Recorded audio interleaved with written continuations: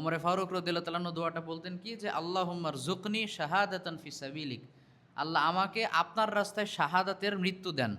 ওয়াজা আলিল মাউতা ফি বালাদি রসুলিক, আর আমার মৃত্যুটা আপনার রসুলের শহর মদিনাতে দেন। সুবহানাল্লাহ। তো এখানে একটা বিষয় হচ্ছে, মদিনাতে তো যুদ্ধ হারাম, মদিনাতে যুদ্ধ হারাম, তো যেখানে জিহাদি হবে না, যুদ্ধই হবে না, ওখানে আবার শাহাদাত পাবে কি করে? এটা ইয়া হয়ে গেল না, দুই রকম হয়ে গেল না কথা। কিন্তু আল্লাহ দেখো ওনার দোয়াটা কিভাবে কবুল করছেন। উনি ফজরের সালাতে দাঁড়াইছেন, আবু লুলু আল মাজুসি তাকে বিষ মিশানো তরবারি দিয়ে তাকে হত্যা করেছে।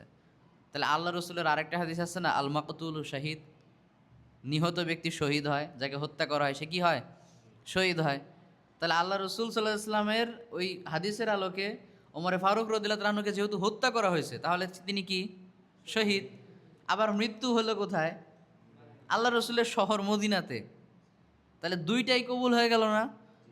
শাহাদাতের মৃত্যুও পেল, আবার আল্লাহ রসুলের শহরেও মৃত্যুটা হলো। এজন্য দোয়ার অনেক বড় কারিশমা।